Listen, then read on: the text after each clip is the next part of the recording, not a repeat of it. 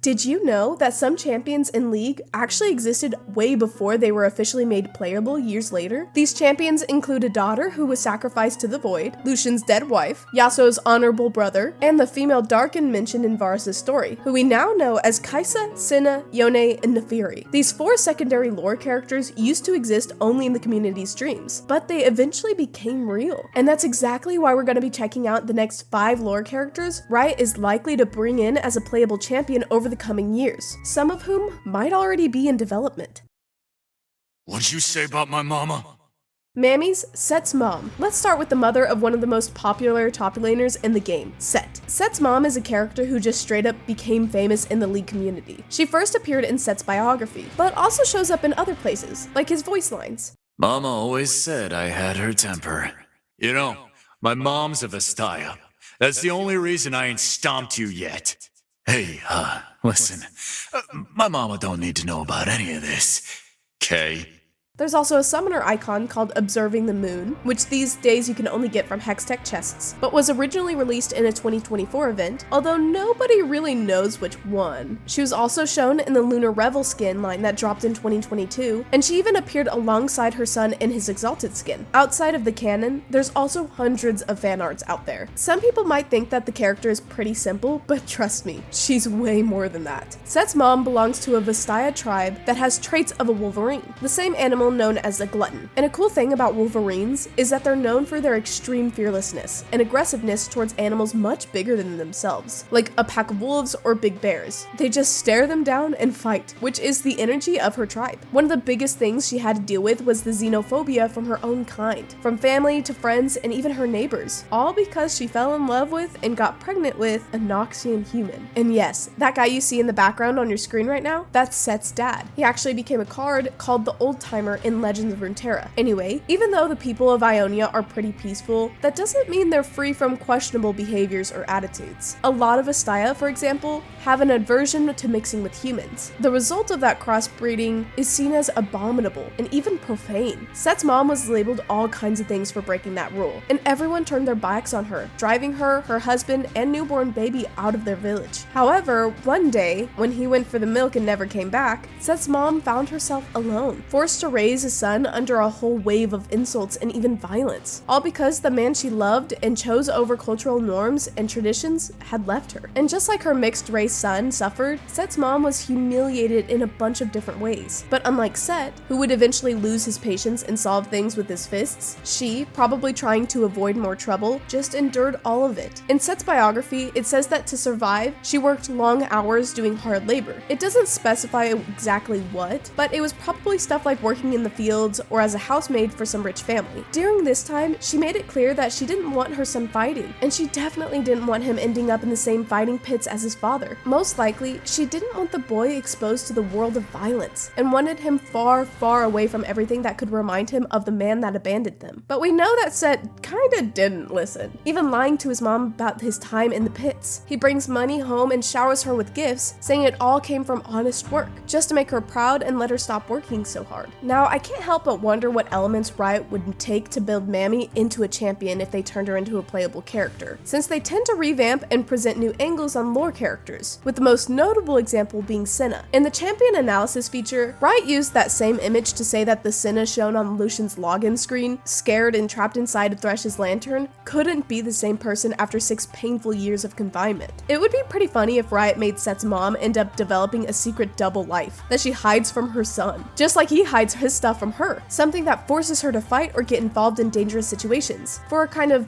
You're from Spy Family vibe. But anyway, personality-wise, I'd say she's very similar to Kushina, Naruto's mom. Even though she's gentle and loving, you absolutely would not want to be the person who pisses her off. And in that line from Set that I put at the beginning of the video, he says he's got a lot of personality from her. Now, taking into account the fact that Set's Vestayan magic is related to kinetic absorption, which even lets him go into that mode where he turns blonde and shiny shiny like a Super Saiyan, it's possible that his mom might have something similar too. In terms of gameplay, I imagine she would go into a kind of beast mode as well, but not when she gets hit, but when she sees someone attacking an ally. Like the way mom gets furious when she sees someone messing with her kid. And she would definitely have some mechanic tied to her lore interactions with Set. Like maybe her meter charges faster when an allied Set takes his damage, since he's her son. I could see Riot making her some kind of support tank, and I think they could adapt her magic to include projecting and materializing spiritual arms, something that was a part of the original concept chosen for Set. And let's be real, since his mom is pure-blooded Vastaya, Riot could totally upgrade her look and add more Wolverine details to her design. By the way, one fun detail about this concept from Wild Rift is that years later, Riot refused this idea in a skin line called Supreme Cells, where we got a chance to see how that mechanic might have worked. In Wild Rift, the Supreme Cell skin line included Set and others, showing him with multiple spirit arms and a kind of enhanced fighting style. It would even be hilarious to see Set's mom projecting a giant punch to smack an enemy on the head, while also scolding them as they sink to the ground. And for sure she'd have tons of interaction lines. Beyond just Set, I bet Mammy would have dialogue with other champions who have something tied to maternal bonds. Take Rek'Sai for example. As we've already learned, she has maternal instincts with her offspring, the Zirsai, and she's even worried about them being corrupted and taken over by Belveth. Then there's Akali, who has this whole traumatic and rebellious past with her mom, who was the former Fist of Shadow. After her daughter turned into a rogue ninja, abandoning the Kinku Order and her position, her mom had to take up the title again. I also kind of imagine Set's mom sympathizing with Kaisa's loss, but then saying she doesn't think her mom would approve of her dressing so monstrously, if you know what I mean. Okay, so I know the lore, Zoe is the current aspect of Twilight, and according to the LOL wiki, an aspect can't have more than one host at a time. But hold off your angry comments for a second and hear me out. This theory actually started because of this one line from Zoe. Dusk and dawn are the same, so there's actually two of me. Or I could be totally lying.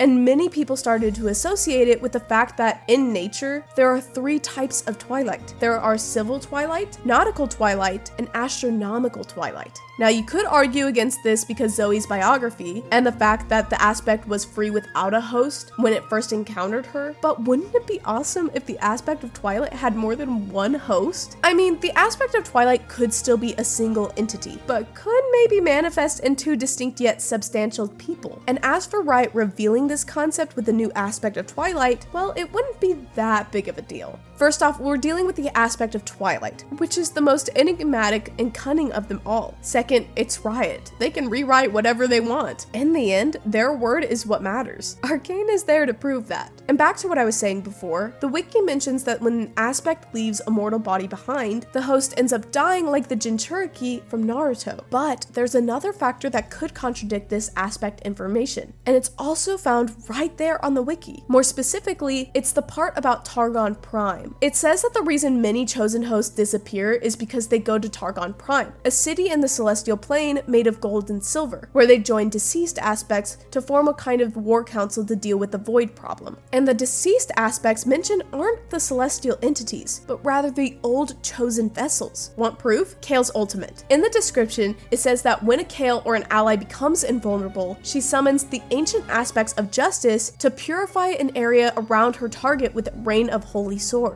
But now, getting back to what actually matters, after all, who is Maisha? Well, Maisha was the second to last aspect of Twilight, and according to the Dark and Raven, Shabaka, she was the one who started a huge problem for the Ascended. That's because she was the one who heralded the end of the Darkened era, a time when the Darkened were sweeping across the entire world in bloody and endless war. But Maisha didn't just bring that message, she also carried it out, and she was even thanked for it, not by mortals, but by a Darkened herself, one that Maisha tricked into a trap and helped imprison. We should thank you, Maisha. You showed us the way. The character is described as having a slender body, even if somewhat fragile. So unlike Zoe, who feels more like a child heading into a pre-adolescence, Maisha had an appearance closer to a teenager, already approaching adulthood. It's also said that she had golden hair like men of the Frozen North, flowing down over her shoulders like that of the Freljordians. So I believe the shade of her hair was closer to something like Sejuani's hair in her default skin. What was strange about Maisha is that despite her young appearance, she had one deep blue eye, and and the other twilight purple. But it wasn't the heterochromia itself that felt unsettling, it was the fact that her eyes seemed to hold immense wisdom and secrets that didn't match someone at all her age. As for clothing, Maisha wore fine, colorful silks that were completely inappropriate for the desert, tied at the waist with a thin rope from which hung a single golden key. And she also wore a vivid pink scarf wrapped around her neck and ended in fringed tips. And yes, that key mentioned in Maisha's design is the same one that Zoe carries, the one we can see in her splash art. And that alone leads us to two really interesting possibilities. First, instead of Zoe stealing the key from Fiddlesticks, it could have been Maisha who'd stolen it during her time as the Aspect. Or maybe it was taken by the very first host of this Aspect in ancient times, with the object being passed down to each successive host, either to keep it safe or simply to continue trolling the demon. Nice key you got there, Twilight. Didn't steal it from someone dangerous, did you?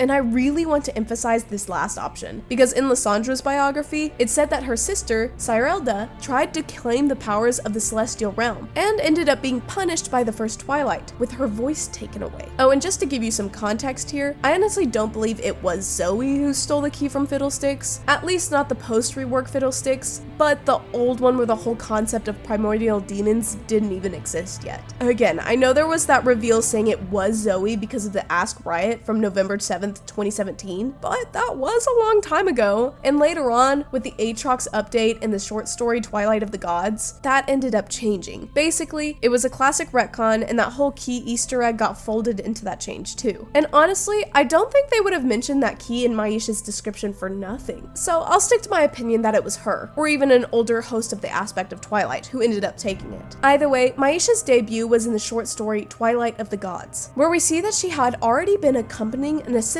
with a panther-like appearance named Tanari for quite some time. Their relationship was almost like the angels and the gods of destruction in Dragon Ball Super. At first, Maisha acted as a guide, finding Tanari and leading him to Nexus, at the request of the big dog himself. After that, she helped the panther locate the Chalakar based on the information provided by Nexus during their meeting. You might already know this, but just in case you don't, the Chalakar was the weapon of the first and greatest queen of the Ascended, Setika. During this time, Maisha also started acting as a healer, since she prepared elixirs to keep Tanari from having nightmares caused by the trauma of the void. On top of that, she also became his tutor, teaching him extremely powerful cosmic magic, and she was also responsible for preparing everything for that trap that would finally put an end to the Darken. What's funny is that even though Maisha clearly stood out as strange and peculiar, neither Tanari nor anyone around him ever suspected her true origin, which really shows how manipulative she was, even though for most of the time she let her real nature slip through her behaviors and gestures. And I'm telling you, Maisha's personality is basically what you get if Jinx and Jin fell in love in a mental asylum and ended up having a daughter who was adopted by Singed. In many parts of the short story Twilight of the Gods, she shows this absolutely ridiculous insolence. Like, there's this part where Tanari is talking about how the moment Azir fell after being betrayed, a war among the Ascended was inevitable, because without an emperor to serve, each of them had too much ambition for anyone to take the lead, and every Ascended had their own vision of how the future should be, but they were all just way too messed up in the head to make that happen. And then Maisha just goes and drops this line back at him.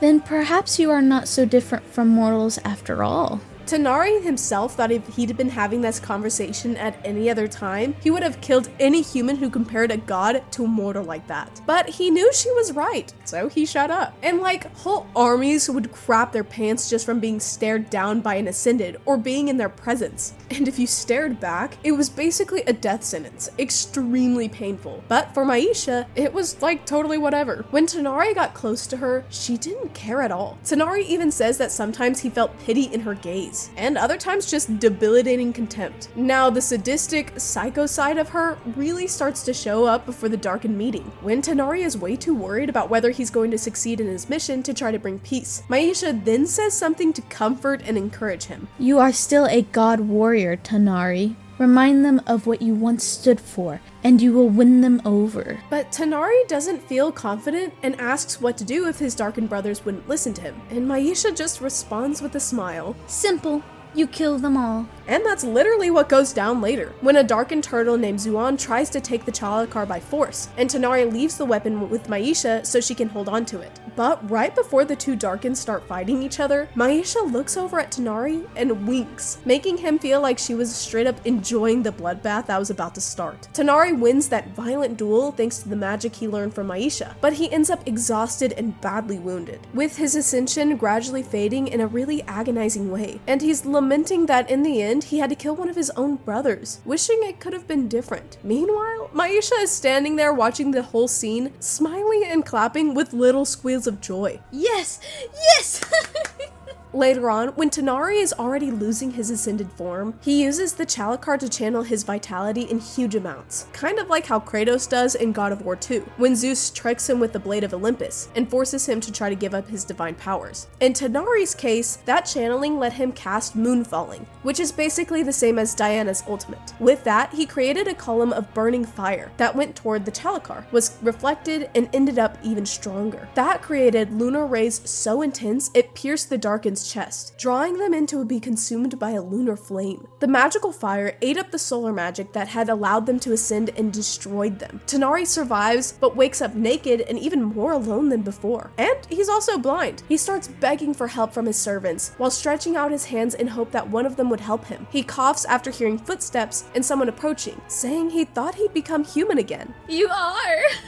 In this moment, Tighnari recognizes that it was Maisha and calls out to her, asking if everyone else is dead. No, Naganika, Baliva, and Sebotaru escaped before the fire could take them. But they're pretty weak, so I don't think they'll be a problem for long. It's the others, all those who didn't show up, who will be harder to trap. Tighnari is worried, telling Maisha that she needed to find them as soon as possible, because even injured ascendants could still conquer the world of Runeterra. But calmly, she responds, Trust me, what we did here spells the beginning of the end for your kind. Tighnari breathes a little easier, saying that in the end, they did it, and now the world would have peace. Peace? Oh no, this world will never know peace. Not really. But Tighnari is confused by this. He even tries to get up, but gets hit hard in the chest with the spear's shaft. No, you stay down there. Tighnari begs for help to stand, reminding her again that he was human now. But this is when we see Maisha reveal even more of her true face. I heard you, but do you imagine that fact washes away your multitude of sins? Think of all the lives you ended. Does being human now mean you're forgiven of the oceans of blood you spill? Tell me, how many atrocities did it take before your withered conscience finally pricked you enough to act? And he still can't understand what Maisha meant by those words. And in the laugh she gave, Maisha not only seemed very young, but also impossibly old, like an ancient being. All that Tighnari can hear now, as he's helpless, is the sound of Chalakar being pulled from the glass floor. I'm saying that your death has been a long time coming, Tighnari. Some of you turned out not so bad, I suppose, but most of you were so damaged in the war with the Void. It's a wonder you survived this long. Perhaps you and your kind were a mistake to begin with, but a mistake I can help correct. Even though he no longer had eyes, Tighnari could still feel the power of the Chalakar hovering above him, only then to plunge into the middle of his chest. Even though his body was drained and out of energy, he thrashed in agony, screaming in pain as his flesh was torn so deeply. Then Maisha leans over him and whispers in his ear. The power that coursed through this weapon touched you all, Tighnari. It knows your kind now, and I give that fire to mortals. And in true Mortal Kombat style, Maisha's hands are now inside Tighnari's ribcage, cutting and pulling at his heart until it finally comes out between his ribs. He stayed alive for a few moments, feeling all of that extreme pain, finally realizing that he was nothing but a pawn. Idirimi, take this and the Chalakar to your weaponsmiths. We will need to take a different approach in dealing with the rest of the... Wait, what was that old word? Ah, yes, that's it. Darken. And so, the hunt for fallen gods began. Oh, speaking of which, another thing that started, and that all of you watching right now can be a part of so you don't miss out, is the sale of channel shirts. Right now we have... Excuse me, I'm not done yet. But wait a minute, the channel isn't yours. What did you just say? No worries, feel free, the channel is all yours. Yeah, that's what I thought. Hi guys, this is Misha speaking. For those of you who already know, or don't, the channel is a little shop, so click the link in the description. And also drop a like on the video, subscribe, and consider becoming a member. Now, if you've been listening to me this whole time and you still dare to ignore me, then I'm gonna have to rip your heart out! That's it. Kisses from Twilight. Mwah.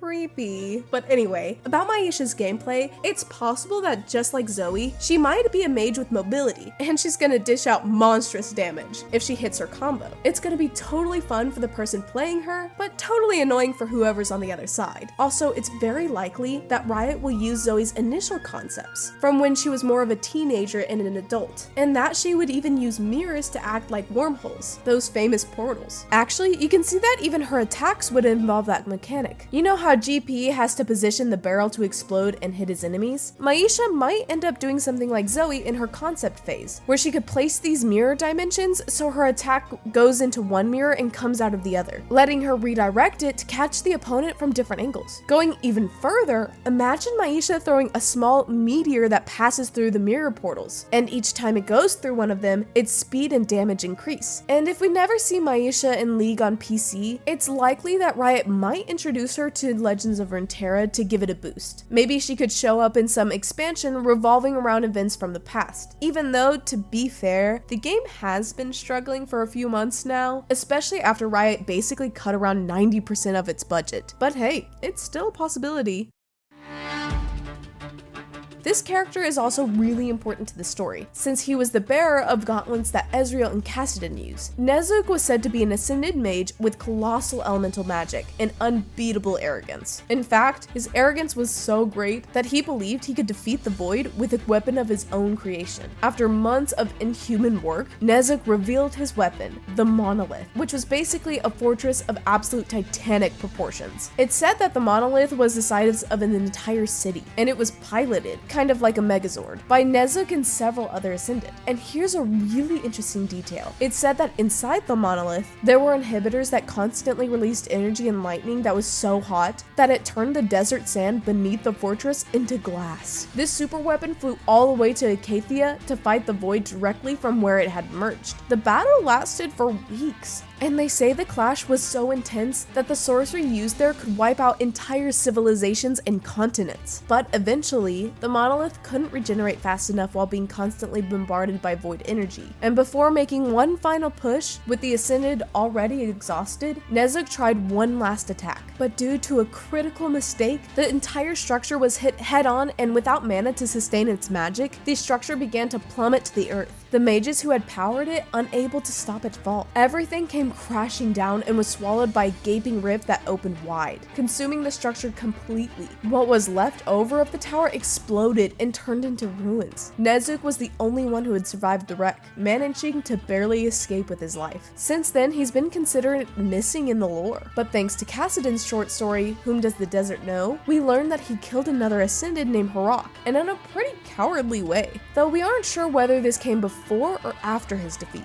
Because he was called a tyrant, it's possible that Nezuk ended up becoming a Darkin after his fall, perhaps going mad and dabbing into blood magic, maybe even out of desperation to defeat the Void again. So in all of his paranoia and knowing that one of his brothers had what it took for him to succeed where he had failed miserably before, Nezuk killed Harak. But who is Harak, and why was Nezuk's betrayal so important? It was said that Harak was the first Ascended to effectively fight the Void, visiting the source of the Void infestation in Acacia, and plunging the Netherblade into the very heart of the Void. He's also credited for teaching his Ascended brothers and sisters how to defeat the Void, which likely consisted of containing and sealing the rift outbreaks, preventing them from reopening. In order to help him in his fight against the Void, Harak made use of two legendary gauntlets. His most powerful gauntlet, his right one, housed the Netherblade, which apparently absorbed the very essence of the Void, making it super deadly against the Void and its creatures. His other gauntlet, the one that Nezuk stole upon his betrayal, had the ability to channel magic and amplify it 100 times over. With this mistake, Nezuk basically ended up with the wrong gauntlet, which that thousands of years later would be rediscovered and wielded by Ezreal. I'm not saying that Nezuk is going to be a 6th Darkin, like a Darkin that was imprisoned the same way as Aatrox, Rost, Varus, Neferi, and Zahin. He's just an Ascended who lost his mind and started doing dumb stuff, just like Renekton right now. The artist James Ramlou, over on ArtStation, imagined what Nezuk might look like and created several concepts, all of them sharing the idea that his Ascended appearance would be inspired by desert scarab beetles. And the final result looks absolutely insane. And Riot would definitely slot Nezuk into a season focused on Ishtal. The first reason is because he's literally from there, and the second is that Riot completely neglects that region, despite how historically important it is. So much so that Ishtal's lore is full of holes, creating a bunch of contradictions that'll make you rack your brain and still not be able to make everything fit. And just to give you an idea how much Riot neglects Ishtal, they basically shove whatever they can into it. For example, support is the lane that takes the longest to get new champions, and at the time, it had already been several years since the last one was released, which was Rel. So Riot was basically obligated to make a new character for that role, and they couldn't keep dragging the schedule forever. And people who care about narrative content were constantly pushing for either an advancement in Ishtal's lore or a much deeper exploration of it. So they just combined the useful with the pleasant to get rid of both things. And that's how Millia was born. With Skarner though, it was even more blatant. The champion wasn't really popular, and again, people started demanding more from Ishtal. So they took Skarner and completely reworked his story, making him the protector of the whole region, but with a backstory that totally contradicted to what the character had become. So knowing that there's already a champion from Ishtal with a name and a concept in place, it's just about finishing the job. Showing where Nezuk went after that devastating defeat to the Void, his perspective on Horrocks' death, if he would go after the gauntlet he had stolen, and how he'd react to find out it was snatched by some random blonde, adventuring-loving kid. In terms of gameplay, we definitely have the elemental theme at play. It's already been said that Nezuk had tremendous power with this kind of magic. So on one hand, we've got Kiana controlling 3 elements in-game, but Nezuk would definitely have way more options, and maybe even make combinations between elements. You know those combos you have to make with Elementalist Lux? Well, think of that, but focused on abilities that create new elements. I also think Nezuk would be that kind of mage with low cooldowns on his abilities, and he'd be able to spam them, though it would require a good amount of mana. Now, taking his lore into account, we know he built the monolith, and that it could regenerate itself, plus it had inhibitors. So it'd be really cool to see Nezuk having some kind of ability or passive relating to towers and inhibitors on the map. Think about it. Janna can use her shield to defend towers, and Azir builds his own towers in place of one that's fallen. So Nezuk could restore a small amount of health to the towers or inhibitors, or maybe upgrade them, increasing tower damage for example, or allowing inhibitors to attack as well, but only for a short amount of time. This could make the enemy team really consider whether it's worth diving in and starting a fight.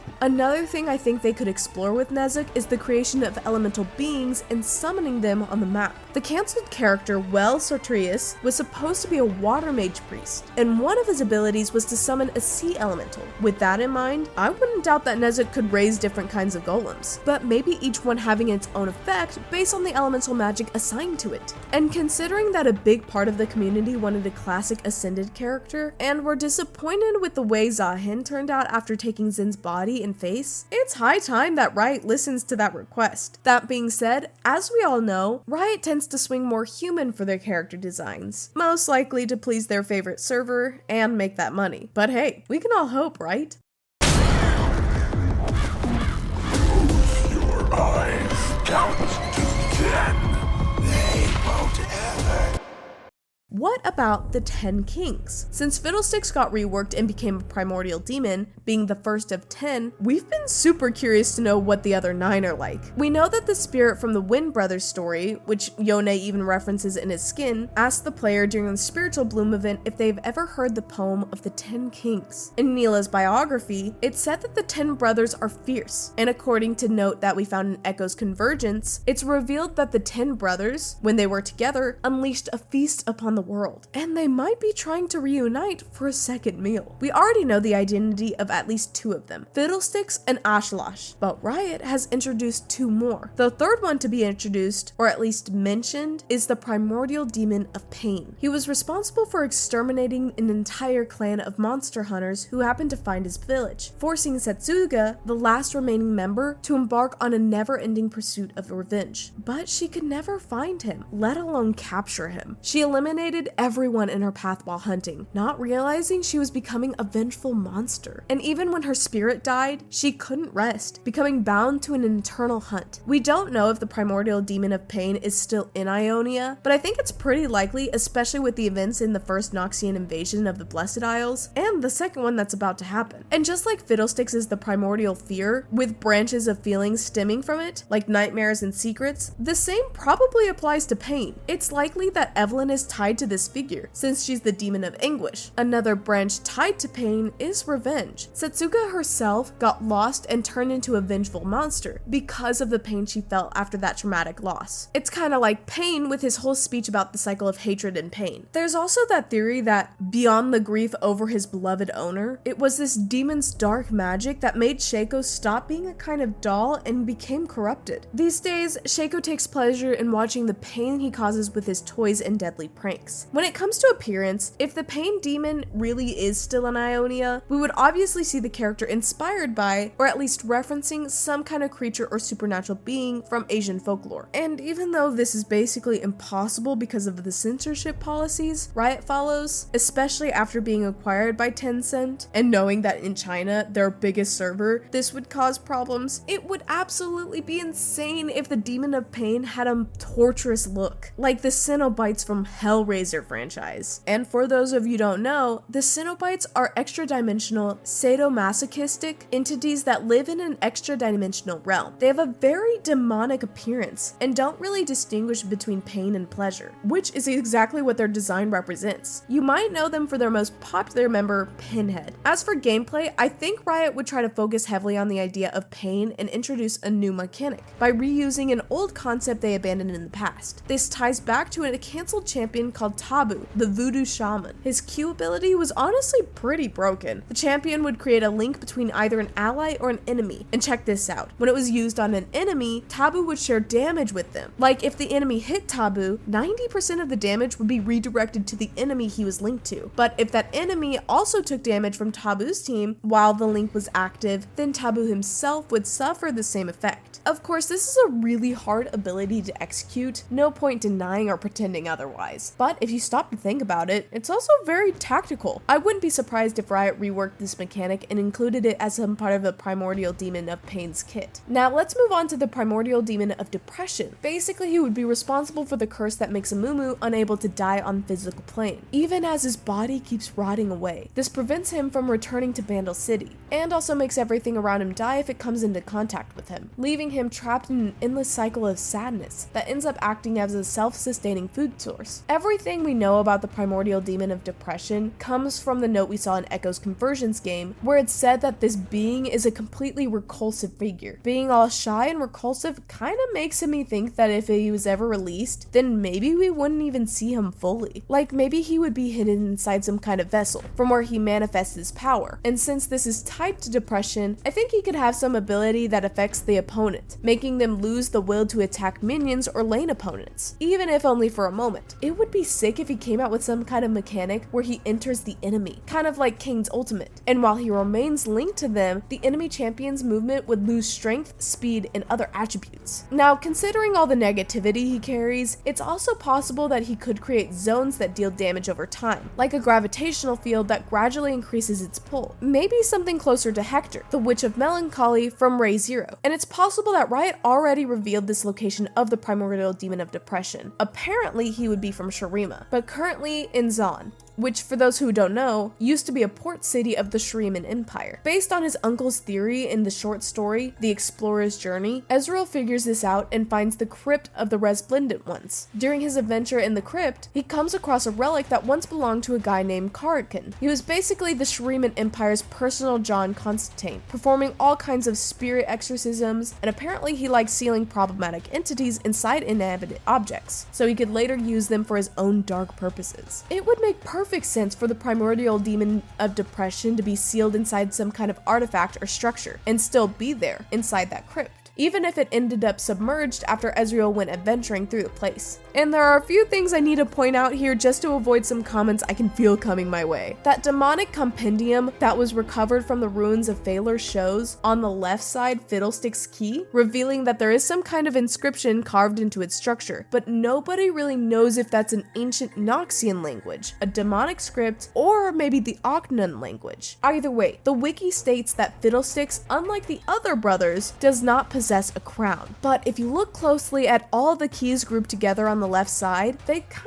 of end up forming one. This was actually pointed out at the time by a Rioter, who congratulated lore fans and conspiracy theorists, saying that even though there were mistakes, there was some truth in what was being discussed, and that those conversations were a step closer to the truth. And if you're wondering what the hell the key actually means, and why it's so important, I believe it has something to do with Fiddle's ability to take on a physical form, just like demons such as Evelyn and Tom Kench do. In Fiddle's case, he's basically just that amorphous mass of negative darkness with eyes, which needs to use objects from the environment around him to build a crude body, so he can move around and interact with the physical plane. Another thing that I believe was taken from him is a significant part of his rationality. It's like his understanding was reduced to that of an animal. That's why Fiddle behaves like a beast, using predatory tactics to hunt down his victims. Another thing that was taken from him would be his own voice. Because of that, at best, he can only mimic. Another interesting question that comes up is whether all of these things that made Fiddle joyful, or in other words complete, were removed and sealed into a single key. Or maybe, who knows, into 10 keys. After all, in the compendium, we can see 10 different keys forming that crown. That would imply that each key stands for one of the demons, and since the aspect of Twilight took one for herself, maybe she was restricting Fiddle, making sure that he could never become complete, even if he manages to possess some of the others. Now moving on to the right side, we have 10 circles, with 7 of them forming the outer circumference and being blank, except for a red one and 3 more on the inner circle, shown in a more grayish tone. At first, I thought this might have done something with the 10 primordial demons, but later I started to believe that this wasn't the case. If you look closer, there is a second demonic compendium that focuses on these circles, and it turns out that they represent the symbol related to Fiddle's summoning. Ashlesh was the second primordial demon to be introduced, and from what we know now, he was a beast with many limbs, who consumed extreme forms of joy, and because of that, he sought to consume the realm of the gods, in this case, Targon Prime. Also, in that note from the game Echo Conversions, a manager from a Piltover Academy talks about the appearance and the characteristics of 3 of these primordials. Ashleth's description involves something like a hyena sitting on top of a lake. I'm just not sure if the blue color is a natural trait of the character, or if it comes from the infinite shimmering lake, where he ended up trapped after being neutralized by the gods, or in this case, the aspects. But yeah, that's basically it. I'll see you guys in the next video.